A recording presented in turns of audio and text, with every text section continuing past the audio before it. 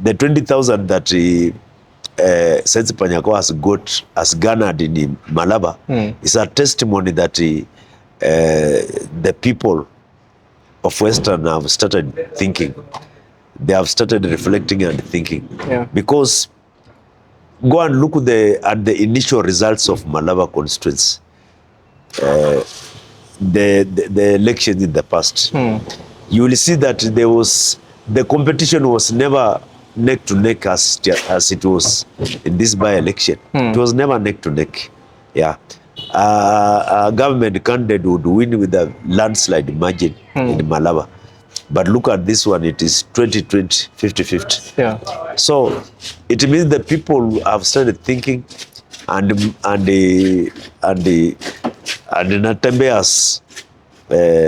Natembeya's narrative is being bought by the people. It is having an impact in Western. Yeah. Yes. Inakuja Tongo Nguvu, I go by the name of Ochino, the only Kenyan who is a man, boy, and also a friend. And of course, when we say CTC is because we're having a conversation that you've requested for us to have. And of course, today's conversation is a conversation about the analysis of the elections, by-elections that are happening.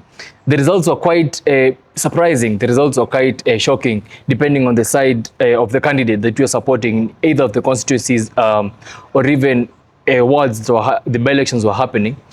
And for this and much more, we have Kiberenge. Yes. Karibu sana. Asante. I know you're a friend of the show. Maybe there's somebody who might be seeing you for the first time. Yes. And maybe anashanga, who are you? Maybe just a brief introduction before we get into the topic of the day. I'm Kiberenge. I'm an activist and a politician as well. And on the political divide, I'm in the opposition. Yeah. So that is who I am. Yes. And you know, for you, based that you also come from the Western region, Yes. I'm sure you might have a deeper understanding on the Malava constituency race that was happening there. Yes. Before we even just fully focus on that, for you as Robert Kiberenge, how did you receive the results generally for the by-elections? For me, I was not surprised or shocked at all, because I knew that the government was prepared to win these by-elections by all means, by hook or crook. They were going to do everything possible to win these by-elections. So when the results came out that the government had won most of the seats, Yeah. I was not surprised. I would only have been surprised if the opposition had won. Yes. That is if the opposition had won majority of the seats, or Yes. if the opposition had won in maybe a particular constituency.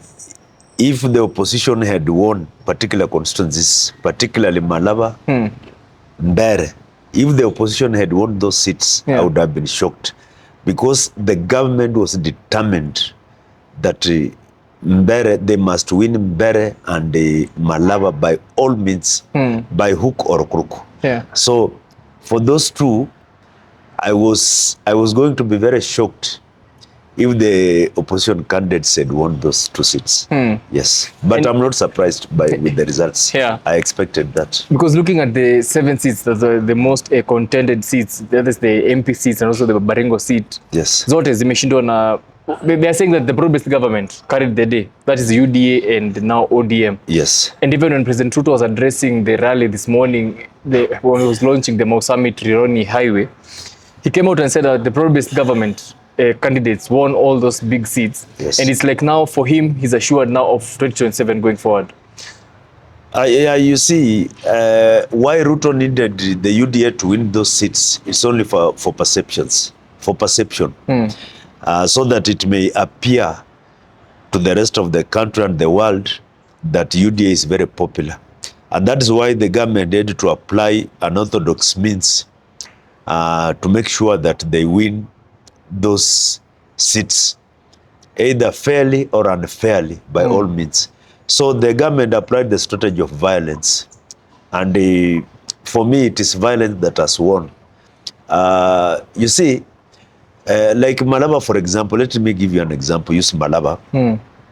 Malava, the DAP Kenya candidate, Sensi Panyako, won in 134 polling stations. 134 out of 198. The UDA candidate won in 64 polling stations. 64. So how did it come that Senzi Panyako lost and he won in majority of the polling stations? How? You know, it reminded me of 2007, what happened in this country in 2007, when Raila with the 6 regions was beaten by Kibaki with only 1 region.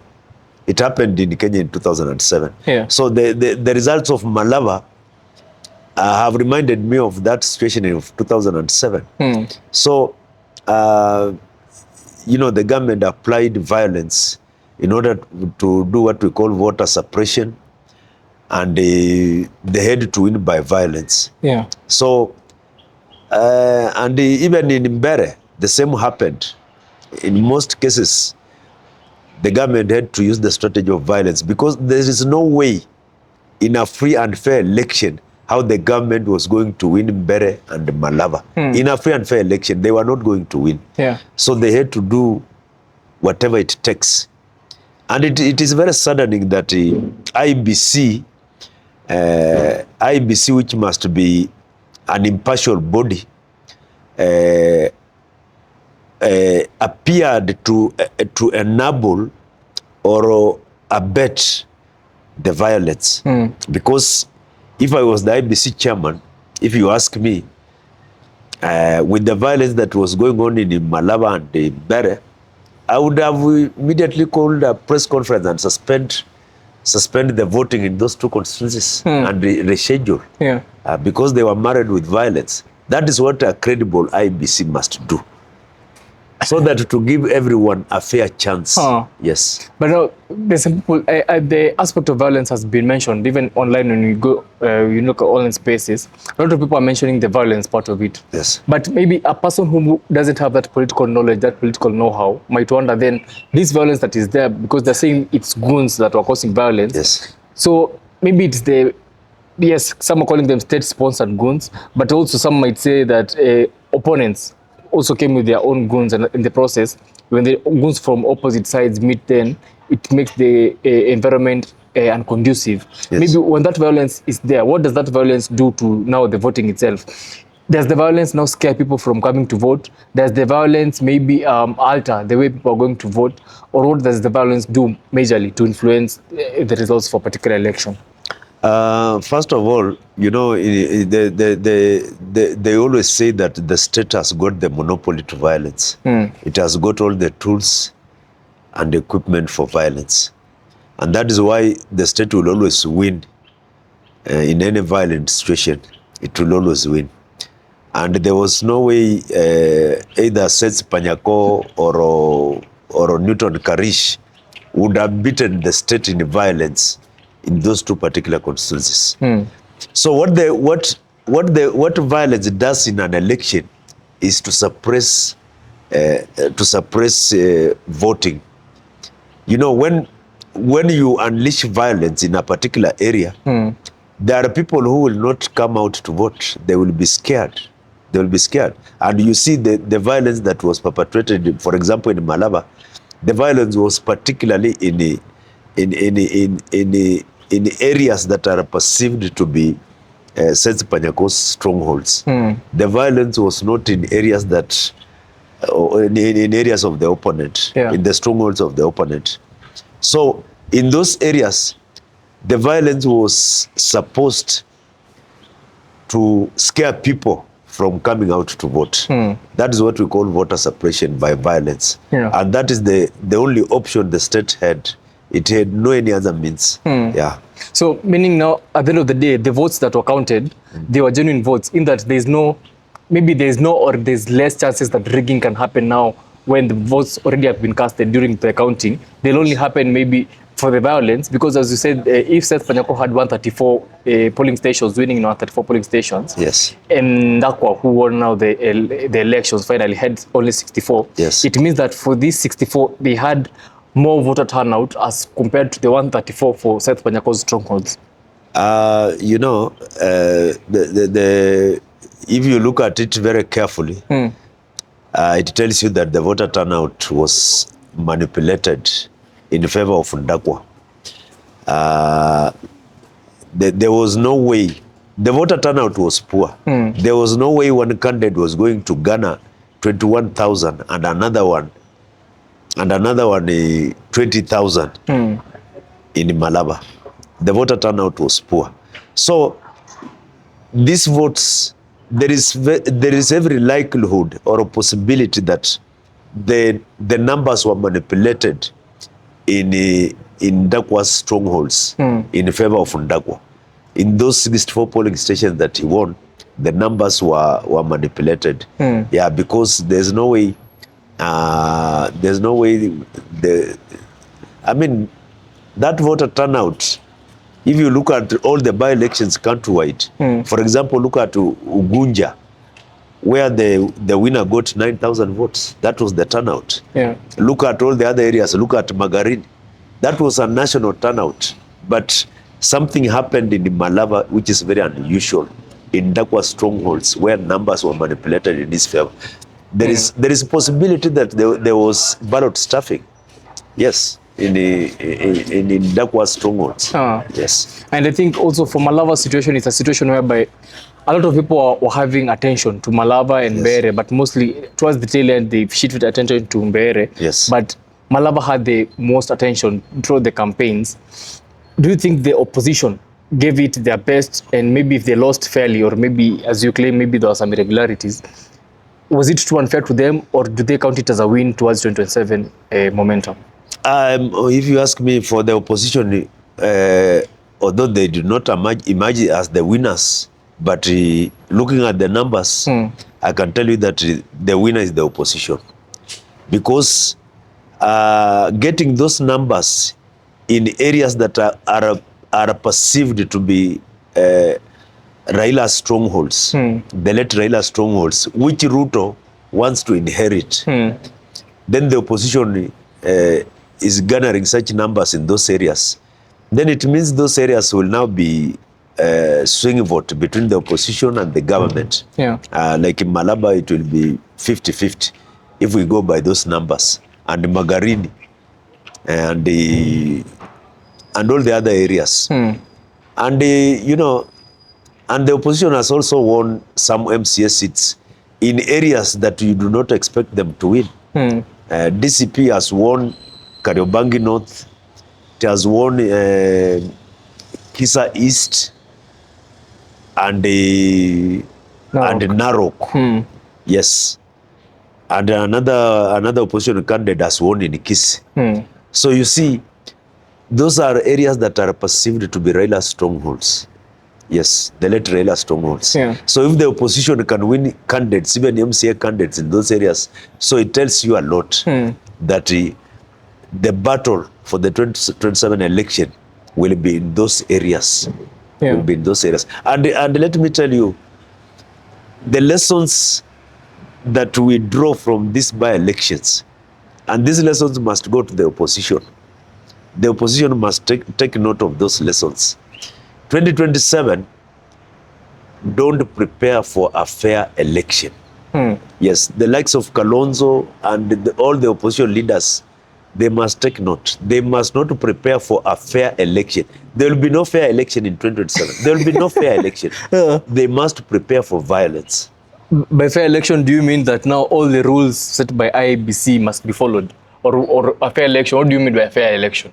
You know, IEBC is just, from the by-elections you have seen, IEBC is just a toothless bulldog.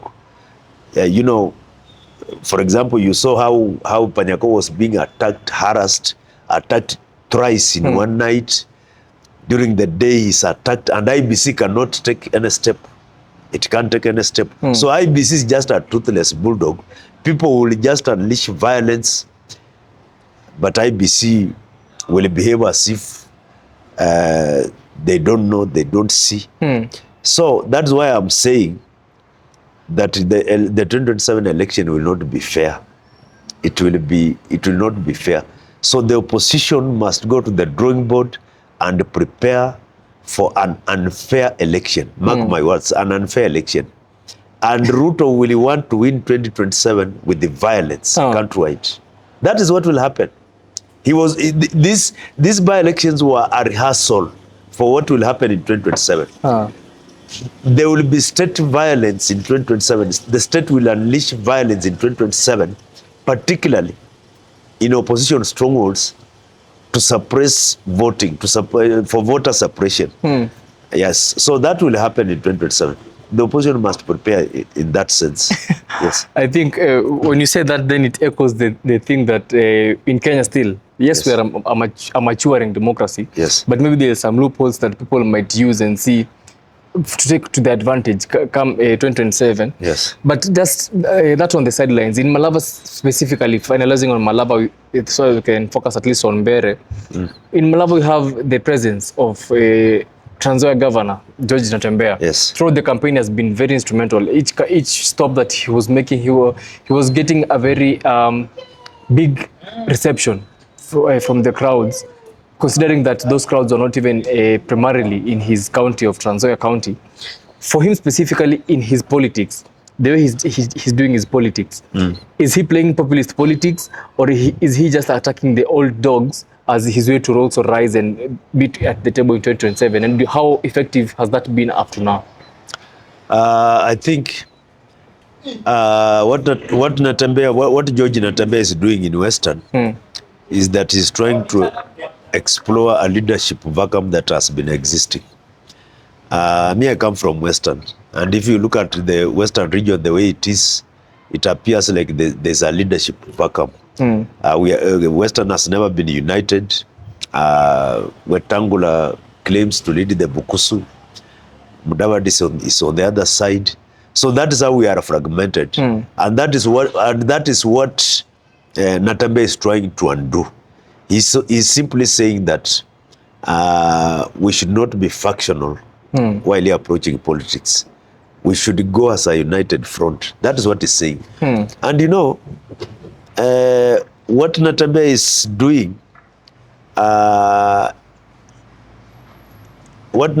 doing, he is enlightening the people, and the people are buying what he's saying. That we can make a big impact in this country politically if we are united and if we are not cheap. Yeah. And the oligarchs of Western appear not to like what Natembeya is preaching, because they say, you see, you are opening the eyes of the slaves. So how shall we survive if you open the eyes of these slaves? Yeah. And Natembeya is opening the eyes of the slaves. You see, for the first time in Western is a region known to vote according to the bribes that people have received. But you see, for the first time in Malava, people have understood, and I think Natembeya has enlightened them so much, have understood that you can eat somebody's money, but you don't have to vote for that person. And you see, when a lawyer discovers that actually you can eat somebody's money, but you don't have to vote him, then the lawyer community will be very lethal in terms of politics. Yeah. And they will not be swayed by handouts and the money. So that is what Natembeya is doing in Western, and it is having a very big impact. The 20,000 that Sensi Panyako has garnered in Malava is a testimony that the people of Western have started thinking.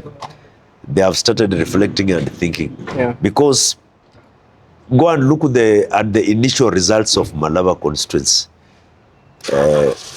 The elections in the past, you will see that the competition was never neck to neck as it was in this by-election. It was never neck to neck. Yeah, a government candidate would win with a landslide margin in Malava, but look at this one. It is 2020 50-50. Yeah. So it means the people have started thinking, and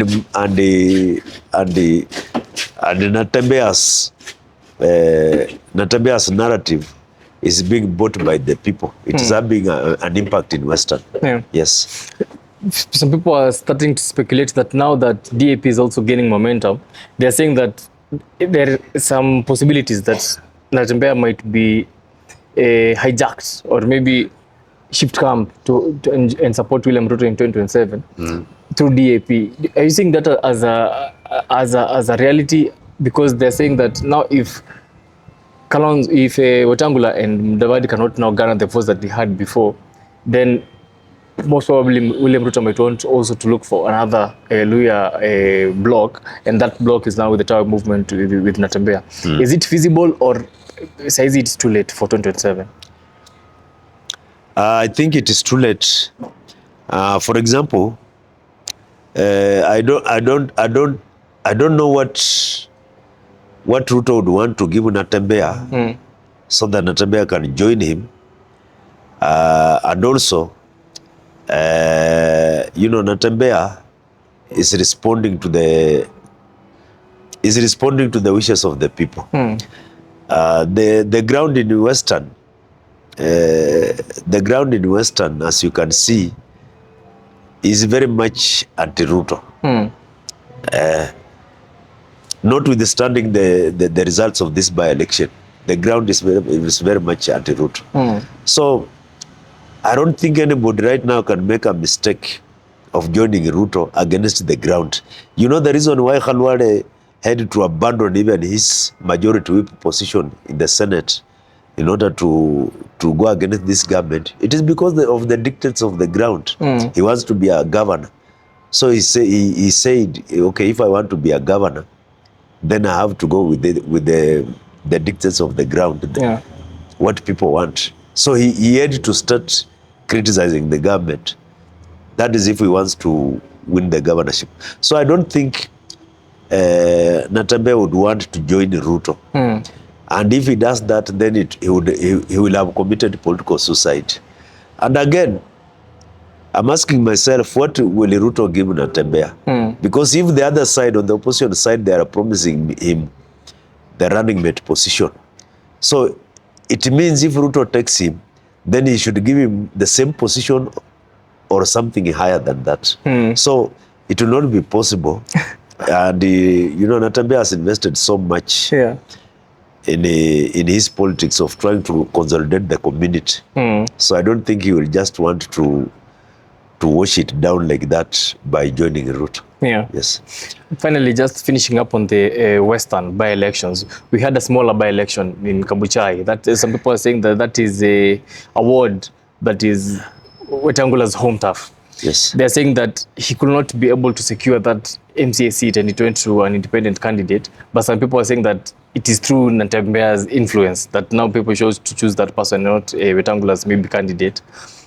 When that happens, especially in your home turf, in a small seat, even if it's a small seat like an MCA seat, does that now taint Wetangula's fame or Wetangula's political mileage that in Adidimia?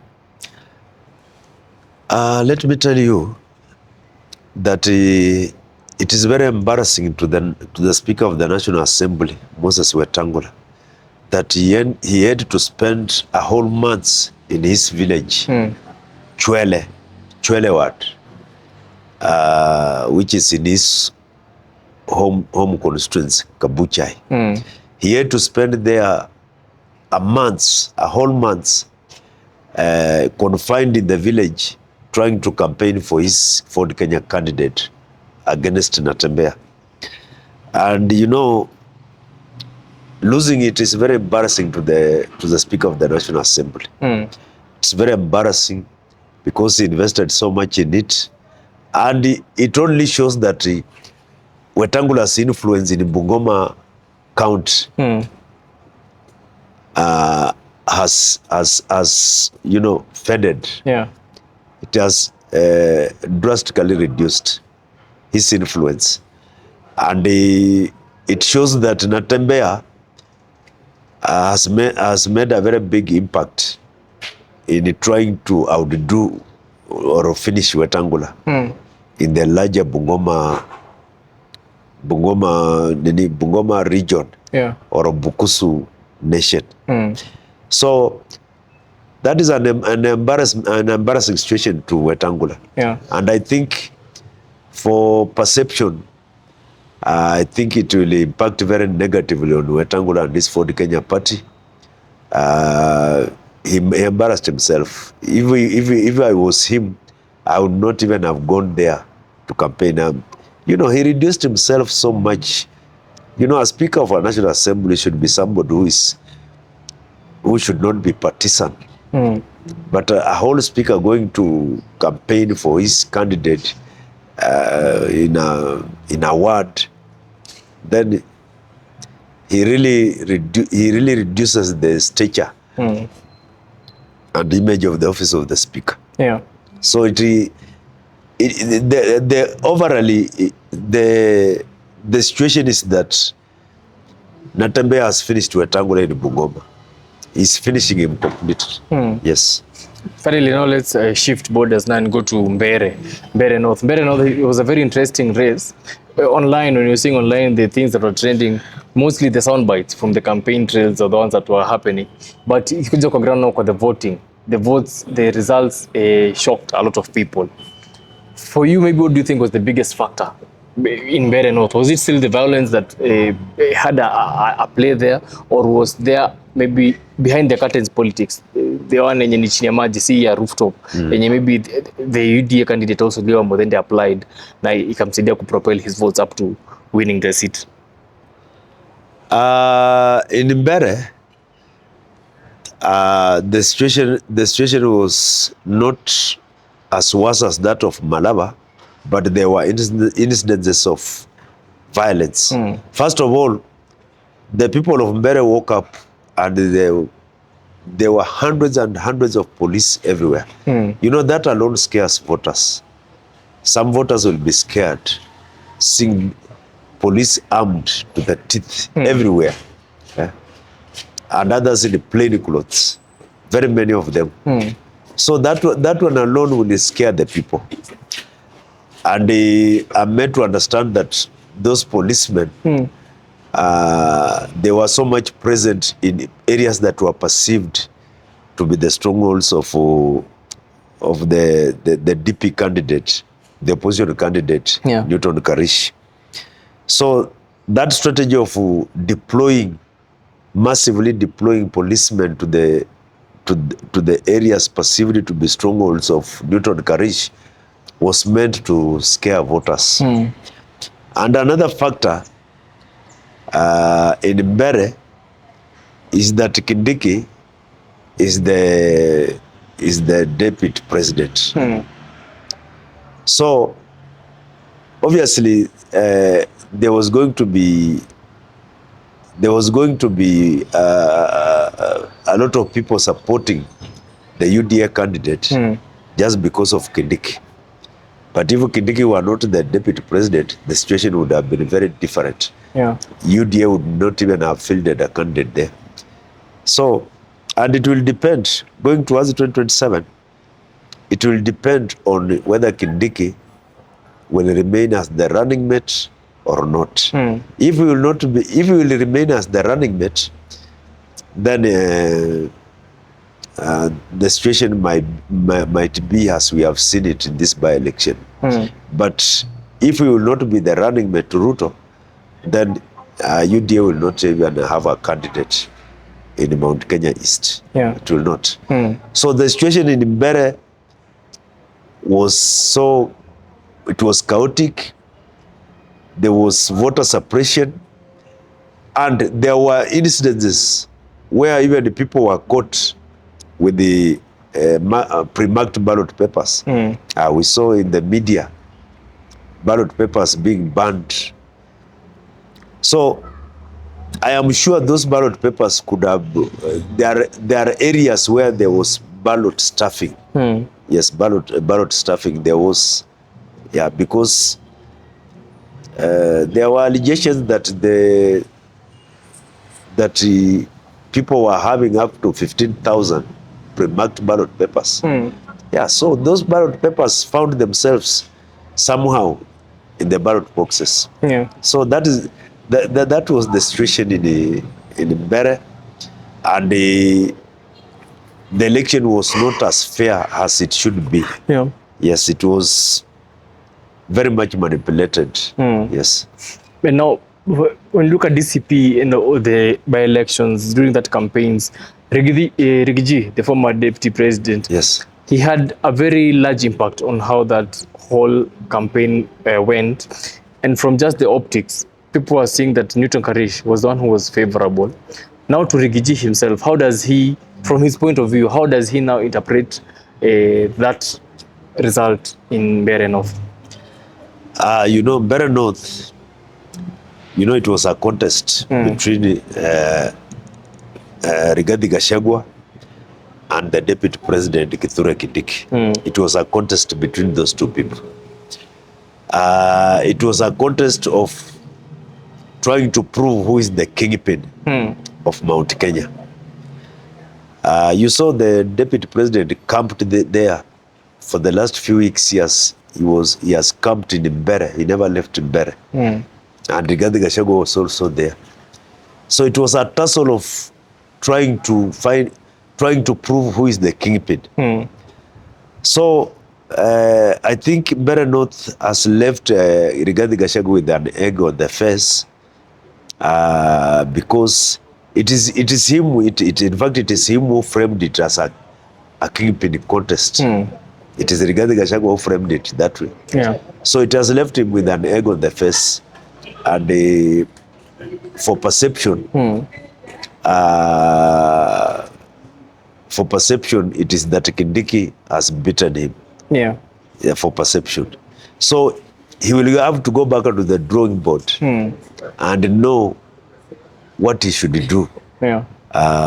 Because unless they unite under one party in Mlima Kenya, then there is going to be a problem.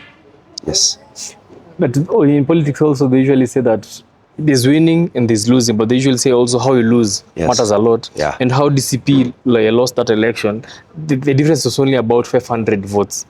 And these are the people that maybe if they had conducted things better, they could have had a chance to win. And considering that DCP is also Mbeere North is in the eastern part of central Kenya, which is maybe not the stronghold of DCP. Are you now going to see a situation whereby come 2027, DCP now also gets to win a lot of votes in the central, Mount Kenya Central, and just also the wider eastern region, uko Kukambani? Yeah.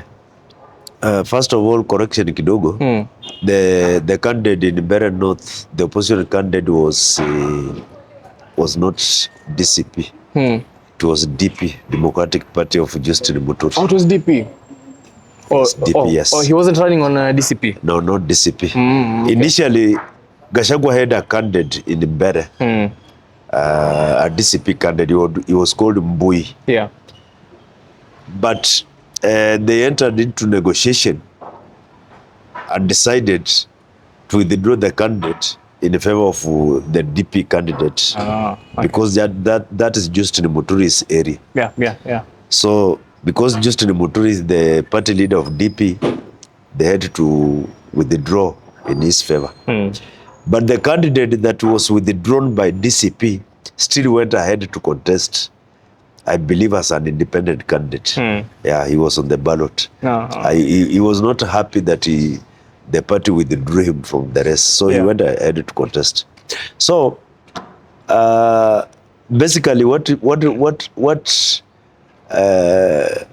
Gachagua and the other leaders, opposition leaders from Mount Kenya East, what they must do is that they must come together and agree to work under one party.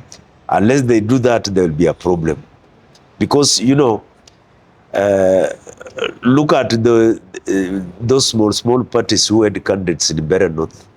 They denied Newton Karish some votes. And you have said he was beaten by only 500 votes. Yeah. Yes. So look at that 500 went to the other opposition candidates. So because of those small parties there. So unless they agree and come up under one party, the situation will be that they will split their votes in the future and a UDA candidate will go through, just like it has happened now. Yeah. So, and regarding Gachagua, I think he must tone down and agree to work with the other leaders, agree on a formation for Mlima Kenya people.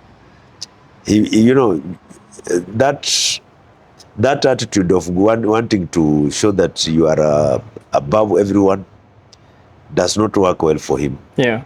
He must agree to listen to other people, play with other people as equal players, so that his party, DCP, can have an impact in the entire Mlima Kenya region. Yeah. Yes. And also for the current now DP, that is Kithure Kindiki, professor.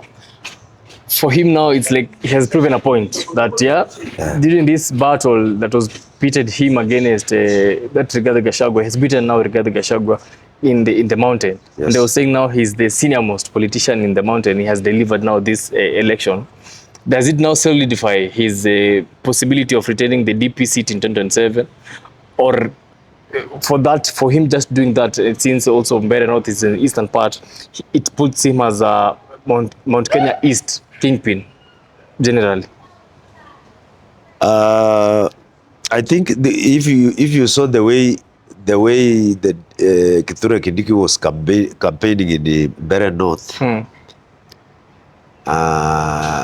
he was campaigning in a manner that suggests that his job depends on the results of that by-election. It was as if, I'm just saying, it was as if he was told that if you don't deliver Mbeere North, then we shall have to rethink about your position. That is the way he behaved. I behaved in a manner to suggest that way. So, I think what Kithure Kindiki can struggle to do going towards 2027, he can only struggle to make sure that Mount Kenya East supports Ruto, but not the entire Mount Kenya region. Central will not. Yeah. Central will not. And as I have said, and I want to repeat again, Ruto's support from Mount Kenya East, if there will be any, it will depend on whether Kindiki will still be the running mate or he will not be. If he will not be the running mate, then Mount Kenya, the entire Mount Kenya will have gone, including East. It will go. It will go. But if Kindiki will be the running mate for Ruto in 2027, then Mount Kenya East will be a battleground. It will be a battleground between the opposition and the government. Yeah. As you have seen, the results in Mbeere suggest that it is a battleground. Yeah. So it will depend on where Kindiki will be in 2027. It will depend on his position, and it will depend on how Ruto will treat Kindiki. Yeah. Yes. Finally, now just an overview, a quick overview on the Nyanza side. Yes. Nyanza, they had two constituencies that were going for elections. That's the Ugunja constituency and the Kasipul. And it emerged that ODM took the two seats. Yes. For you, as Kiberenge, as an analyst, how do you summarize the by-elections that are in Nyanza? The by-elections in Nyanza, in Low Nyanza, let me say Low Nyanza, Ugunja and Kasipul, those two by-elections, those areas are ODM strongholds. They are ODM ones, pure ODM strongholds. That's why even the UDA could not dare take front a candidate there, although there was a wiper candidate in Ugunja. But they are pure ODM strongholds. So we did not expect any other results besides the results that we have seen. ODM winning all the two seats. We do not expect any other results. And because in those sides there is what we call party loyalty, the ODM party loyalty. And it is not easy to beat an ODM candidate in those areas. Yeah. Although in Kaspul, that guy called Philip Aroko gave ODM a run for their money. He really scared ODM. Yeah. He really scared them. It was as if he would win the seat. He appeared so until ODM got really scared. Yeah. So those were the ODM strongholds. I don't think the results would have been different, and we did not expect different results from the results we have. Even in 2027, I expect so. Although with the demise of Raila Odinga, what I can say that the level, the playing field is going to be level for everyone. We shall not have those narratives of Baba Mesema. The field will be level for everyone. Yeah. Yes. Kiberenge. Yes. As we finish now, a conclusion. For now, if the president, William Ruto, now that at least he has, in the optics, he has won that battle of the optics, in that at least his party, UDA and ODM, that are then the broad-based government, have won majority of the seats during these by-elections. Yes. With the current support base that he has, that is the Rift Valley region, the Nyanza, Luo Nyanza region, and maybe some might even add their northeastern. Is that enough to propel him towards his re-election in 2027? Or should he at least look for another block? And if at least he needs to look for another block, is it one block? And which block do you think that is finally as we finish?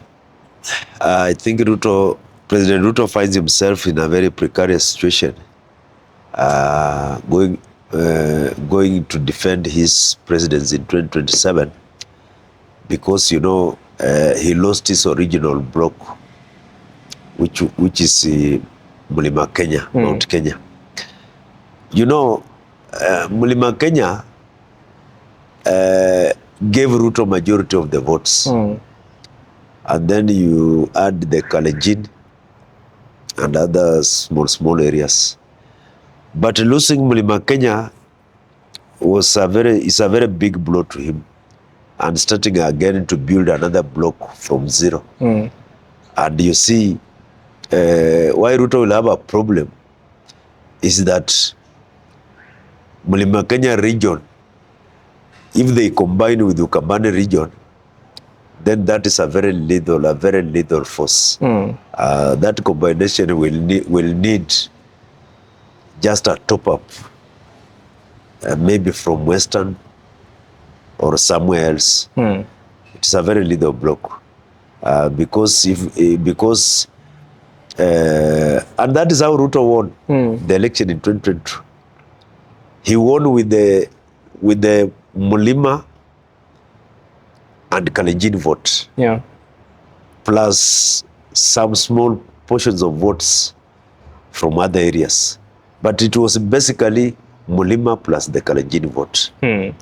So he's trying to work against that arithmetic, that equation of Mulima and the combination of Mulima and the Kamba. It is going to be very hard for him. If I ask you right now, which is Ruto's block right now? Which is his block? Okay, he has the Kalenjin vote. The Kalenjin vote, he has it. But which other votes are you adding him as a block, which you can call a block? The low vote, which he anticipates to inherit from Raila, is very slippery. Very slippery. So he will have a very hard time trying to build a formidable force against the opposition numbers. The advantage of the opposition is that they have the numbers. Yes. So Ruto will, and that is why I must say Ruto will understand why Uhuru never engineered his impeachment when he was the deputy president. Yeah. He was a stubborn deputy president, but Uhuru never engineered his impeachment. He will now have to understand. Uhuru needed him in order to finish his term. So Ruto made a mistake. And somebody might argue that Uhuru did not have the numbers in the parliament to impeach Deputy President Ruto. Yeah. But that parliament, as you can see, it only requires money. You only need money. Uhuru had the money to engineer Ruto's impeachment, but he never did it. So let me summarize by saying Ruto made a very big mistake. A very big mistake of engineering the impeachment of Gachagua. Now he's trying to build a voting block from zero, and it is becoming so hard. Right now, I ask you, can you give me Ruto's numbers? You'll even have a problem. You will not be able to put numbers together for him. Yes. I think we can conclude it on that point. I like the way you are very certain that it will be very difficult for him, and maybe even one of his toughest elections yet.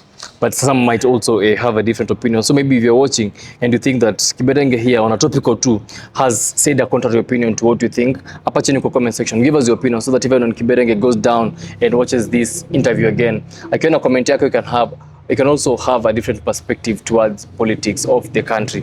Anyway, I've been host Ochino, the only Kenyan who is a man, a boy, and also a friend. Till next time, keep it locked.